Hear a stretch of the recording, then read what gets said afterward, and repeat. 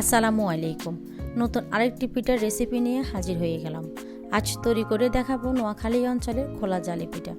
এটাকে অনেকে খোলা জা পিঠাও বলে থাকে। ট্রেডিশনালভাবে এটা খোলাতেই করা হয়।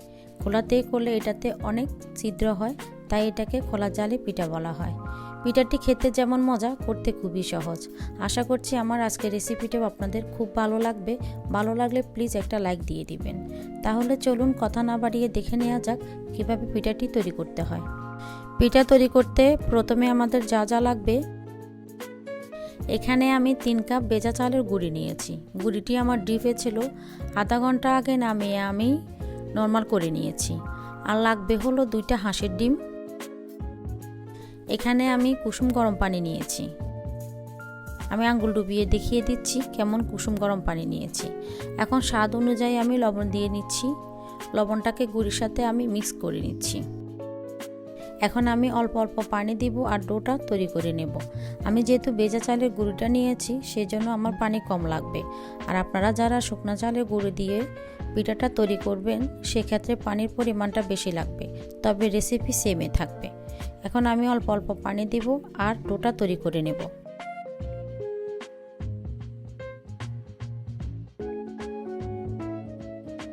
আর শুকনো চালের গুঁড়ো দিয়ে করলে সেক্ষেত্রে পিঠার ডোটা তৈরি করে আধা ঘন্টা একটু রেস্টে রাখতে হবে। ভেজা চালের গুঁড়ি দিয়ে করলে সেক্ষেত্রে ডোটা রেস্টে রাখা দরকার নেই, সাথে সাথে পিঠাটি তৈরি করে নিতে পারবেন। এখন আমি একটা চামচ দিয়ে ভালো করে নেড়ে চেড়ে মিশিয়ে নিচ্ছি আর পানি দিচ্ছি অল্প অল্প করে।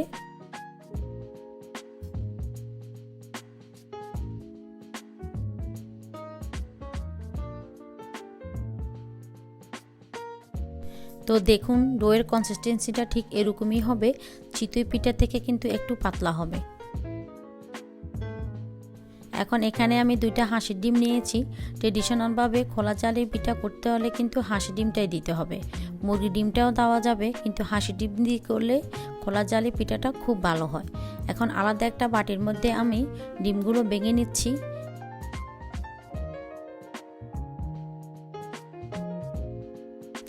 এখন চামচ দিয়ে ফেটিয়ে নিচ্ছি। আসলে আলাদা বাটিতে ডিমগুলো ভেঙে নিলে অনেক সময় দেখা যায় ডিম নষ্ট হতে পারে। এভাবে আলাদা বাটিতে ফেটিয়ে নিলে ডিম নষ্ট হলে কিন্তু তখন ফেলে দেওয়া যায়। না হলে একসাথে ডিম ভেঙে ডোয়ের মধ্যে দিয়ে দিলে অনেক সময় ডোটাও কিন্তু নষ্ট হয়ে যায়। এখন আমি সম্পূর্ণ ডিম ডোয়ের মধ্যে ঢেলে দিচ্ছি আর ভালো করে একটা চামচ দিয়ে ফেটিয়ে মিশিয়ে নিচ্ছি।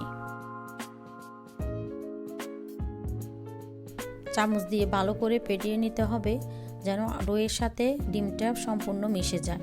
আর অনেক সময় দেখা যায় হাঁসের ডিমটা দেওয়ার পরে ডোটা কিন্তু অনেক ভারী হয়ে যায়। সেক্ষেত্রে আরেকটু গরম পানি দিয়ে আপনারা ডোটাকে আরেকটু পাতলা করে নিতে পারবেন। তো দেখুন, আমার এটা মেশানো হয়ে গিয়েছে। আমি আজকে আপনাদের সাথে আরেকটা জিনিস শেয়ার করব। আমরা যারা বাইরের দেশে ছিলাম বা বাইরের দেশে আছি, তারা কিন্তু খোলা জালি পিঠা খেতে পারি না। বাইরের দেশে এরকম চুলার মধ্যে খোলা জালি পিঠা হয় না। আমিও যখন দেশের বাইরে ছিলাম তখন আমি নিজেও খোলা জালি পিঠা খেতে পারিনি। তো আমি এটাই শেয়ার করব। আসলে এরকম চুলা যাদের বাসায় আছে, তাদের এরকম ছোট যে চুলাটা আছে ওইটার মধ্যে কিন্তু আসলে খোলা জালি পিঠা হয়। তো ওই চুলাতে আমি খোলা জালি পিঠাটা তৈরি করে দেখাবো। প্রথমে আমি খোলাটাকে প্রায় আধা ঘন্টার মতো গরম করে নিয়েছি।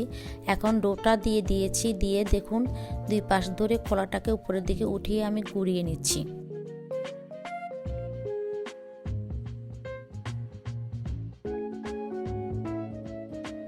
গুঁড়ানো হয়ে গেলে এখন আমি ঢাকনা দিয়ে প্রায় 1 মিনিটের মতো অপেক্ষা করব।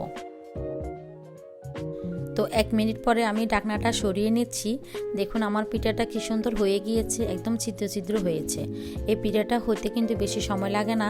আর খোলার মধ্যে যখন আমি প্রথমে খোলাটা চুলার মধ্যে বসিয়েছিলাম, তখন একটু রান্নার তেল দিয়ে আমি একটা ভিজা ন্যাকড়া দিয়ে মুছে দিয়েছি, এতে করে পিঠাটা সুন্দরভাবে উঠে যায়। আর দেখুন পিঠাটা কি সুন্দর ছিদ্র ছিদ্র হয়েছে। এখন আমি আরেকটা পিঠা তৈরি করে দেখিয়ে দিচ্ছি। আবারও 2 পাশ ধরে এভাবে ঘুরিয়ে নিচ্ছি। আর আমাদের বাসায় যাদের দেশের বাইরে বা বাংলাদেশে, আমরা সবাই কিন্তু এরকম চুলা অনেকেই ব্যবহার করে থাকি। অনেকেই কিন্তু আসলে জানে না এই চুলার মধ্যে যে খোলার চালের পিঠাটা হয়। তো আজকে অবশ্যই শিখে নিলেন। আমি কিভাবে তৈরি করে দেখিয়ে দিয়েছি, আপনাদের অবশ্যই উপকারে আসবে।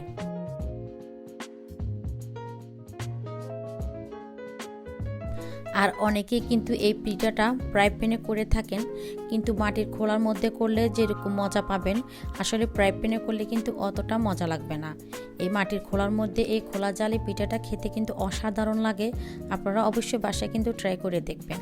এখন আমি এই সম্পূর্ণ পিঠাগুলো এভাবে তৈরি করে নেব। আর দেখুন কি সুন্দর ছিদ্র ছিদ্র হয়েছে। তৈরি হয়ে গেল অসাধারণ স্বাদে খোলা জালি পিঠা। এই পিঠাটা তৈরি করে রাখা যাবে না, সঙ্গে সঙ্গে খেয়ে নিতে হবে। সঙ্গে সঙ্গে খেলে মচমচে থাকে, খেতে খুব ভালো লাগে।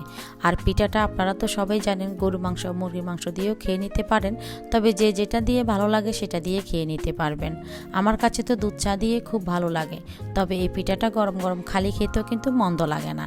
তাহলে দেখে নিলেন তো, যারা খোলা জালি পিঠা বানাতে ভয় পাচ্ছেন, খুব সহজভাবে প্রথম থেকে শেষ পর্যন্ত দেখে নিলেই তবে সবাই বানাতে পারবেন। তবে খোলাটা ভালো করে গরম করে নিতে হবে। রেসিপিটি ভালো লাগলে ট্রাই করতে পারেন, শেয়ার করতে পারেন ফ্রেন্ডস অ্যান্ড ফ্যামিলির সাথে।